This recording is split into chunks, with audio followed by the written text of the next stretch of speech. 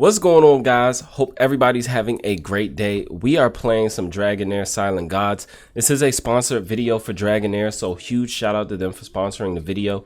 You can download the game using the link in my description as well as the pinned comment. There's also some promo codes for you all to enter as well, so be sure to enter them while they are still active.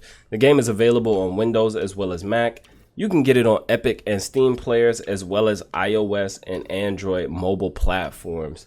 Now they have a new season, season 3, Echoes of the Deep is the new season, and there's a ton of stuff in the new season. We've got new elemental affinity pairings, so we get some new combinations of champions to use with one another. We have fire and radiance together, we have lightning and necrosis together, and we have ice and poison together. Also new damage types, we have aura, shadow, and we also have corrosion. Some really strong champions have come into the game, 31 of them for this new season, in fact. And there's obviously going to be a firing summon where you can go and summon exclusive, well, you have an opportunity to summon only season 3 champions. This is an exclusive banner that you'll have an opportunity to get some of these newer champions. We've got new equipment and artifacts, so if we go back and look at the champions, there are new artifacts here as well as new gear. So we've got a ton of new gear sets, even one-piece gear sets, which is my favorite addition. I will keep saying it. These one-piece gear sets are pretty much OP. It's kind of like the icing on the cake. I feel like it was missing as far as gearing champs. 3-piece sets, not easy to get great builds. But there's also new dungeon boss mechanics as well as a new sandbox to play in. The Sea of the Deep, I believe it is called. Sea of the Dead, actually, is the new sandbox here. So ton of new stuff. Now in this video, we're going to be talking about Heretical runes stage 9. We know we have to farm some Heretical runes. You need those runes. You need great builds. We're going to be going in with a poison ice team. I really like poison and ice for season 3. I think that it is very strong. Especially coming with Ice Blast champs off of season 2, they're going to be really strong here. We also have some solid support champs in poison. You can also get some decent damage out of poison champs as well, and corrosion being a part of the poison affinity is going to be really strong also. Now the team we're going to be using is Furbath as our tank here. He has on the Witch's Remains, currently have him in a puppeteer set, and he has one-piece Moonlight mantle on. Decent HP, not crazy, decent defense, decent accuracy, and of course the Witch's Remains you can replace with the Crown of the Unclean, but Witch's Remains is definitely better. We have Etchis in there, who is actually very key to making this happen. I swapped a few champs around here and there when testing this out, but Etchis is actually very key for this. Sorry, Furbath is providing us with attack penalty and healing, but Etchis is providing us with the thing that we probably need the most consistently. Healing prohibition, consistent. She's also bringing a cleanse in there as well as charmed. And on her passive ability, when inflicting debuffs on enemies, reduces their damage dealt by 10%. So giving us some survivability, giving us the healing prohibition that we need, because we're going, the boss is going to try to heal. These side adds, when they spawn the eggs, they're going to heal the boss. We want to make sure the boss does not get healed at all. The recharge speed penalty on her ultimate ability definitely helps us, but this cleanse here is probably key. So you want to kind of bring 2 cleansers in here.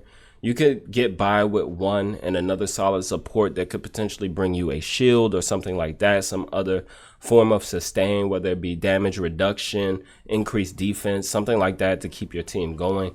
But I found that Etchis really helped us out. She's also in a puppeteer set. One-piece massive Colossus chest plate, giving us HP percentage.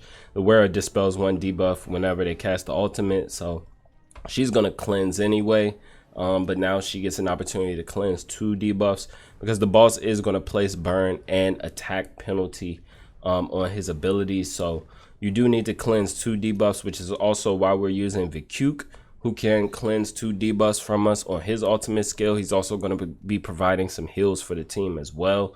He also has attack penalty. We want to make sure we're landing his debuffs, so he has decent accuracy as well. He is in a Mona Lisa set. He does have spiritual incense burner on. He has decent accuracy. He has decent HP. He's going to be able to, you know, keep us cleansed, keep us healed as well. We have 2 rare DPS champions. We have Sigrid in there. She has a little bit of accuracy as well. She's going to help us with placing healing prohibition, but she cannot be the only source of healing prohibition, just because when the boss has spawned these eggs, she's not going to target them at all. And so unless there are debuffs on the boss, when she hits with her ultimate ability, she's not going to be hitting the boss. So you got to make sure you have as many debuffs on the boss as possible. That way Sigrid can always hit the boss and get your healing prohibition up. But that is why we have Etchis in here as well, with to help us with you know, healing prohibition on a battle skill. So a faster rotation of it. Sigrid has it on the battle skill as well, but she will not target the boss while these guys are up, and you'll see that when we run it. And Yusha is the other DPS here, and she is in a ruler set at the moment. She has decent, you know, damage, crit rate, attack, and that is it, right? No HP, no type of survivability, albeit she does place a shield on herself, and that shield is going to keep her alive for the most part. She also can land frost, but we're not worried about the frost. We didn't give her any amount of accuracy. She actually has 0 accuracy, so just pure DPS in here. Arcane music box on her is going to boost her damage when she has a shield. She is self-shielding. It's also helping us with crit rate and some attack, so I, you know, elected to get it so we could try to get her as close to 100% crit as possible. We weren't able to get it. I didn't level it up all the way, but she does some amazing damage in there. So let's go ahead and take a look at what the run looks like. It is it's not the fastest run, trust me. I could probably put together something that is a bit faster, but I want it to be a bit accessible for folks to use. So these are, you know, epics and rares. By the time you get to season 3, you will have most of these champions, if not all of these champions. Now, whether you've invested in Etchis or Vicuk, you know, maybe you had better champs, so you never like scrolled them up. Most people will have scrolled up a Furbath, right? Vicuk you can replace with another cleanser, Etchis. There are other champions that do healing prohibition. You know, I don't know that there are champs that do healing prohibition and cleanse at the same time. That is something that we can look at after the run.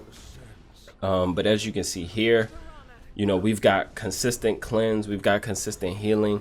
We're not using shield, we're not using defense up or anything like that. We're just landing our healing prohibition. We are landing our decrease attack or attack penalty to make sure that our champions can stay alive. And as you can see here, we'll get another cleanse very soon. There is no skill timing for this. I did try to set up a skill timing for it, and it actually kind of threw the run off. So I kind of just let the champs run at default, you know, cycle through their ults as they will. The boss is on a 24-second rotation, so you could very well have a skilled time team without much skill haste. As long as the champions are scrolled, they will likely be able to get back around to their ultimate abilities within one full rotation of the boss. And as you can see, Yusha just doing insane damage for us. She's doing over 50% of our total damage, so she is a viable DPS champion for stage 9 here. She's viable pretty much everywhere in the game. A self-sustaining DPS champion is a great DPS champion, despite, you know, whether they're legendary, rare, epic, what have you, even common, uncommon. Anyone that can self-sustain. Questa is a similar, you know, type of champion, self-sustaining, does some healing and some damage. That is an epic champion though. There are very few rares that you can bring in that are going to provide you with damage and be able to sustain themselves. There are some others though that do heal themselves. I think I want to say like Vicuse is one.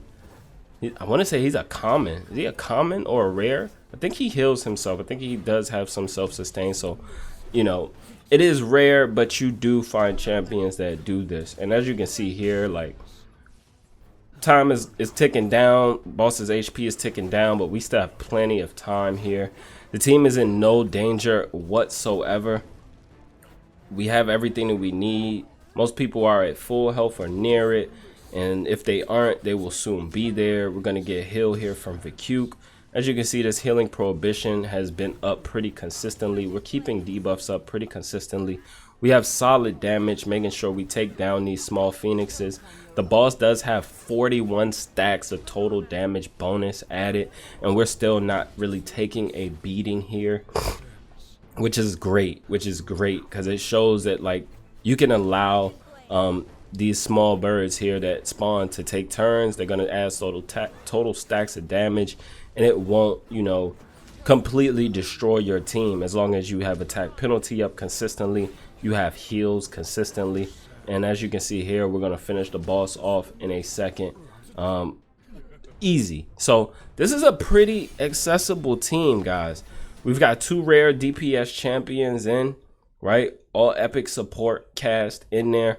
Is there anyone that we can bring into exchange or you know, in place of these champions? So let's go look at the epics. The rares easily replaceable. Within this elemental affinity, the options might be slim, but just going based on what we need, right? So if we were to replace Etches, let's see if there's anyone else that can do exactly what Etches does. So we know that she's going to, you know, dispel a debuff, right? So we want a champ that can dispel a debuff, that can also, you know, provide us with some healing reduction. Actually, there's only 2 champs in the game, and the other one's a Lego. So kind of hard to replace. That is a singular champ, but maybe we have someone that can do heal reduction and attack penalty for us, right? So if we have attack penalty, heal reduction, we have significantly more champs that can be used here. Obviously, Sigrid does it herself. We have Latalis, who I did test out in there in place of Etches, but the issue with bringing him in is now we need another cleanser. We need someone to help us to, you know, survive a bit more. The recharge speed penalty from Etches does help a bit more as well, but you can bring in Latalis, right? You can bring in some of these other champs. If you go with another elemental affinity, you could build a team easily. Vicuk is only providing us with cleanse, so let's go look at, you know, just cleanse in general. There's a ton of champs in the game that can provide you with cleanse. He also does attack penalty. There's a few champs in the game that do attack penalty and a cleanse. Some of them are going to be self-cleansing, so they won't cleanse the entire team, but you will have ones that can cleanse your entire team and provide you with some attack penalty as well. The biggest thing is the cleanse, making sure you get the burn off of you, making sure you get that attack penalty off of you. Otherwise, it's just going to take longer to kill the boss, and you have to have that heal reduction. That healing prohibition is very key. I feel like this is something that is almost non-negotiable unless you're bringing enough damage or you bring some control. So if you bring some control to stop the ultimate energy meter of the small birds that spawn, then you'll be able to remove some of those total stacks of damage that are going to start to stack up. Well, not remove them, but you will be able to prevent them from adding so many. That's going to help your team to survive a bit more. That's going to be all for this one though, guys. Hopefully this video helped you out. You can download the game using the link in my description as well as the pinned comment. Until next time, guys, thank you as always. Be sure to subscribe to the channel. Be good and be well.